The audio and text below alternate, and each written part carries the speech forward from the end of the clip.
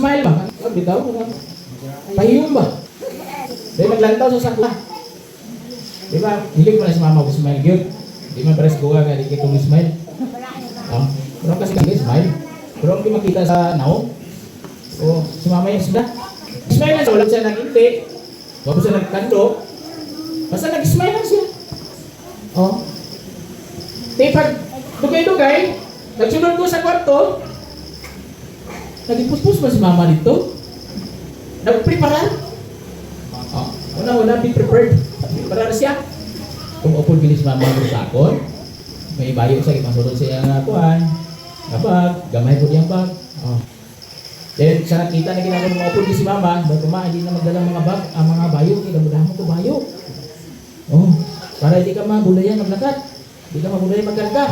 Hindi ka na magdala bayo. So, upod si mama sa akon. Kaya kami sa akon, manghod, asa wala pa kami naglakat, nangamuyo kami, mga alauna siguro to kadlaw, alas 2 sa kadlawon, kay apso na mo ang alas 8 nga barko, alas 7. Nangamuyo kami, halin naglakat, sabot na naglakat, then gihatod kami ni Dodong dito sa crossing Karulan. Tulat-tulat kami series, why kami series bukid-dugay pag mga alas 3 na kami nakasakay. So wala pa kami nagsakay, si Dodong ro ginayahan perminting ko na to, tasa to si Dodong. Si Dodong wala andre. Tura na yayo.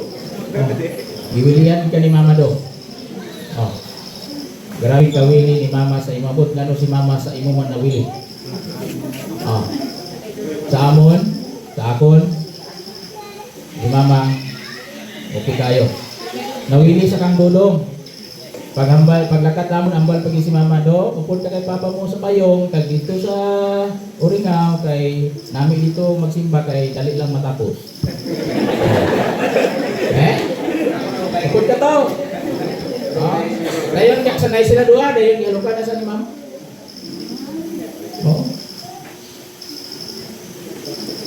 Giluti man. Diba? Apil na siya. Mga ison, so be prepared. Ngandang si mama upod sa akon. Pagkantos Mindanao. Life is not only a physical journey, but also a spiritual journey. Ang tao ngayon sa kalibutan, mura naging pangadaman physical journey. Ano akong kanon buwas, ano akong trabaho buwas, ano akong nga maaptan buwas, kung sa kabalo nga buwas, wala na siya. Ang ikupta niya ang tandi, manggad, pila naman ni, duwa naman kapalan ni, ang ika nagawas-awas na, wala nagigihatag sa iban, pagkamatay na, wala ginapuslan. Hindi man madala. Kung kumunin mo na, ang tanan, di mo makumkum. So, lai nagkumkum sa kabalas, kanang balas ba? Kumkuman na o, kumkum magiging naman tayo, mga usik man ang uban. Kung nagising nyo sa Diyos atong kabuhi dito sa kalimutan, na maging blessing ka sa iban, even sa kamatayon, si mama na yung blessing. Nakita na ko ang iyang kamatayon, dito sa labi, nagandyan mo na panalanginan, kaya kasi ambisyon man may. Dagang nakadulog sa pulong sa Diyos, sa buhi pa siya, na inapananginan sa panahon na napatay siya. Napanalanginan rin po na mga tao, kaya nakabati sa pulong sa Diyos. Halin sa pagkabuhi kag sa pagkamatay, nahimong panalangin.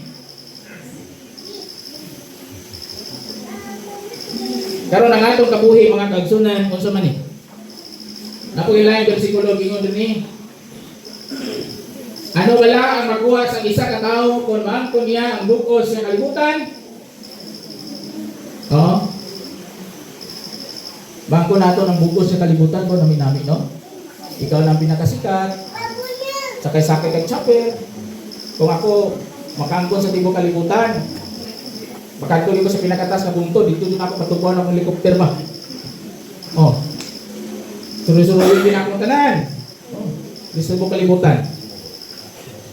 Pero bisa usahan ni mo angkon, ang mga tao nag-iilog sa kalibutan. Diba? Nag-iilog sa titulo. Bisan mga igsoon, nag-iilog sa titulo. Tanan, nagpatay. Kay gustuhon agunan. Pero ang bala sa bersikulo, ano bala? Ang makuha sa isa ka tao kung maangkon niya ang bukos na kalibutan. Hamal na pero madula niya ang iyang kinabuhi. Huwag kapuslaran ang tanan. Huwag kauturan ko. Mayo pa itong magkinabuhi na normal. Makasugatan kasog kay ilahay. Migo, hay, miga. Hay, gaw. Gagos-gagos po.